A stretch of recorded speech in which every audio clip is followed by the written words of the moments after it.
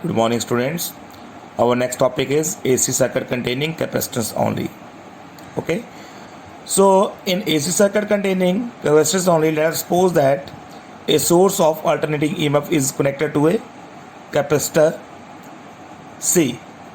Let EMF is supplied. This is equal to आपके पास आ रही है E is equal to E naught sin of omega t. तो आपने ये EMF सप्लाई करनी है.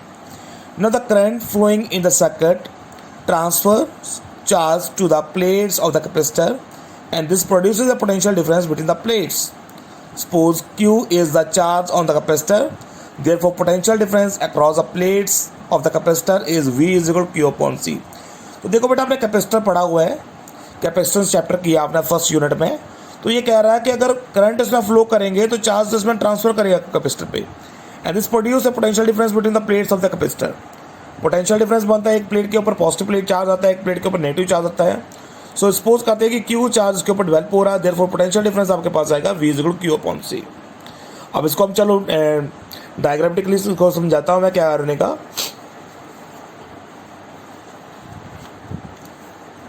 सो let us suppose that AC circuit containing capacitance only. इसकी डायग्राम बनाएंगे सबसे पहले. Let this is the capacitor and this is connected to an AC source. AC source आ गई, ये कैपेसिटेंस आ गया आपके पास. अब यहीं से आपने एक लाइन आगे तक ले जानी है. अब यहाँ पे हम फेजर डायग्राम ड्रॉ करेंगे एक और इसकी. ओके, तो उसको भी एक ही लाइन में रखना आपने. इसी लाइन में फेजर डायग्राम ड्रॉ करेंगे. तो पहले क्या करेंगे हम इसमें, सबसे पहले लेते हैं जो गिवन हमारे पास वो वहाँ से चलते हैं. हमने कंसीडर किया E is equal to E nought sine of omega t. Let this EMF is supplied to a capacitor C. Okay, the current flowing in the circuit transfer charges to the plates of the capacitor and this produces a potential difference between the plates. तो जैसे इसमें current produce करेगा, flow करेगा, इसके ऊपर positive charge आ जाएगा, इसके ऊपर नेगेटिव चार्ज आएगा, इसमें चार्ज डेवलप होगा. Therefore potential difference across the plates of the capacitor is, potential difference कितना बनेगा? Potential difference across two plates of the capacitor, across two plates of capacitor, it will be V is equal to Q upon C, charge upon capacitance. Capacitance का formula पढ़ा आपने, C is equal to Q upon V. तो वहीं से आपने potential निकालना, V is equal to Q upon C. Okay, so इसकी जो वैल्यू आएगी आपके पास, इसको हम लिख सकता हूँ EMF की फॉर्म में भी लिख सकता हूँ, so Q upon C. We can write it as E की वैल्यू आपके पास क्या आ रही है using one equation, E nought sine of omega t is equal to Q upon C. So therefore Q is equal to C E nought sine of omega t. तो चलो बच्चे आपके पास ये इक्वेशन आ गई, Q is equal to C E nought sine of omega t. If I is the instantaneous current, instantaneous current, TANEOUS. If I is the instantaneous current in the circuit in time t, in time t. Okay, so we have current आपके पास आएगा, इसको लिख सकते हैं I is equal to dq upon dt. so आप dq की value हमने पुट कर देनी है यहाँ से.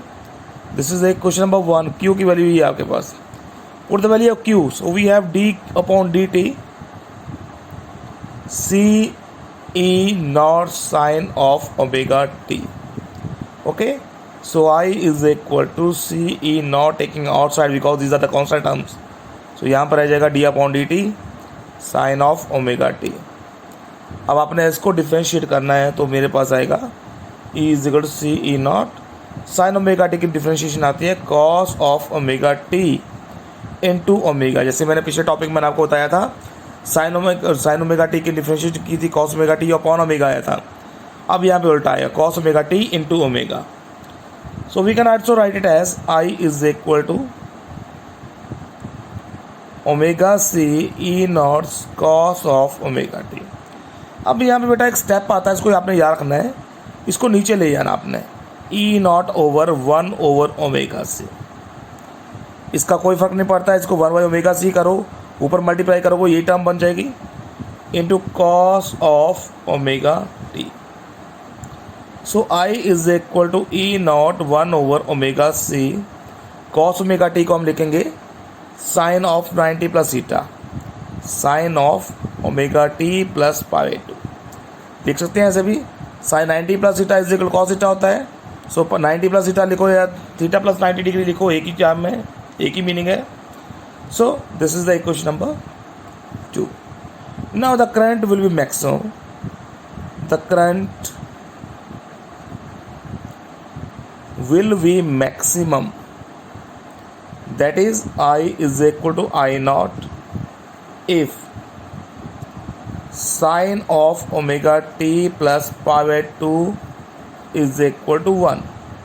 सो अपना ये कंडीशन जो है इक्वेशन नंबर 2 में लगानी है। सो करंट को मैक्सिमम करेंगे, देयरफॉर आई को आई नॉट लिखेंगे, E naught by 1 by omega C into 1. Now the value of this put in equation number 2. Third line लगा लेते हैं यहाँ पे एक। अब हमारे पास आएगा पुट इन इक्वेशन नंबर 2. ये जो आपके पास वैल्यू आई इसको यहाँ पे पुट करेंगे। सो मेरे पास बनेगा I is equal to E naught upon 1 by omega C की वैल्यू कितनी आ गई आपके पास, this is equal to I naught. So यहाँ लिखेंगे I naught sine of omega T plus pi by 2. This is the equation number 4. Now compare equation number 1 and 4. Compare equation number 1 and 4, दोनों को compare करो। ई की place पे आई आ रहा है, आई ई not की प्लेस पे इन आई नॉट आ रहा है, ई नॉट के प्लेस पाई नॉट आ रहा है, साइन ओमेगा टी यहाँ पे आ रहा है sign omega T plus pi by 2. It means ये आपका लीड कर रहा है, 90 डिग्री से लीड कर रहा है angle. So from comparison of these two equations we find that in an AC circuit containing capacitance only, alternating current I leads the alternating EMF by angle of 90 degree.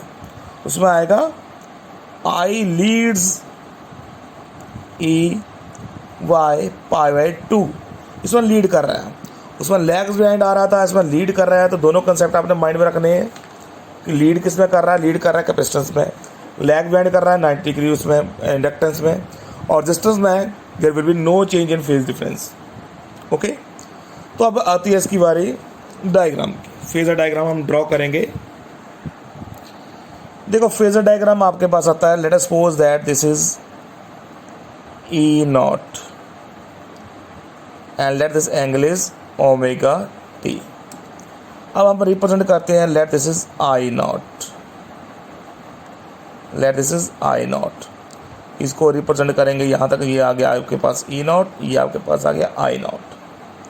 So I naught की value आपको पता है, यहाँ तक value आएगी I is equal to I naught sine of omega T, और इसकी value आपके पास आएगी, यहाँ पे लिख देते हैं E is equal to E nought sine of omega t. ये वैल्यूज़ आपके पास आ रही हैं. ओके, अब आपने इसके पैरेलल हमने यहाँ तक ले जाना है जो वैल्यूज़ आ रही हैं. ऐसे क्यों ड्रॉ किया, दिस इज़ ओमेगा टी. अब ये जो एंगल आ रहा है this is lead by 90 degree. तो पहले लैग बिहाइंड था, तो पहले डाउनवर्ड नीचे की ओर आ रहे थे, अब लीड कर रहा है तो आगे की ओर जा रहे हैं. तो जो करंट है इसमें वो ईएमएफ से 90 डिग्री लीड कर रहा है. ओके, सो अब इसको ड्रॉ कैसे करेंगे, इसको यहाँ तक ले आए, आगे तक ले आना है यहाँ पर. अब यहाँ पर इसको भी आगे तक ले आओ, ये आपके पास आ गया. यहाँ से परपेंडिकुलर ड्रॉ कर लो. अब क्या करेंगे, इसे रिप्रेजेंट करते हैं, late this is crest, this is trough. तो ये जो क्रेस्ट आ रही है इस साइड हम रिप्रेजेंट करते हैं ई एंड आई, और इस साइड आपके पास आता है ओमेगा टी. ओके, सो यहाँ पे ये कट कर रही है, this is the value of E. ये आपके पास ई रिप्रेजेंट करेगा. अब जो आई आएगा आपके पास यहाँ पे कट कर रहा है, तो यहाँ से स्टार्ट करना है.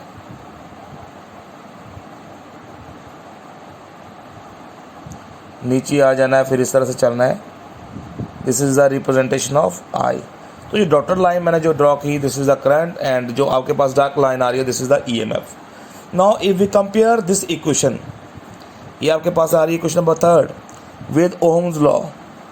ओम्स लॉ आपको पता है क्या होता है, V is equal to IR, so I is equal to V upon R और E अपॉन R। तो दोनों को कंपेयर करो, यहाँ पे करंट मैक्सिमम करंट के इक्वल आ रहा है, V E के इक्वल आ गया, और R की जगह पर क्या आ रहा है, यहाँ पे 1/ωc। So from the comparison of these equations we find that 1/ωc is the capacitive reactance। Capacitive reactance, इसकी जो कैपेसिटेंस की रेजिस्टेंस की वैल्यू आएगी उसको कैपेसिटिव रिएक्टेंस बोलते हैं हम। So it can be written as XC is equal 1/ωc। इसको आप लिख सकते हैं 1/2πμc। So from this concept we can find the value of capacitive reactance and inductive reactance. Okay, so this is all about the topic. Thank you very much.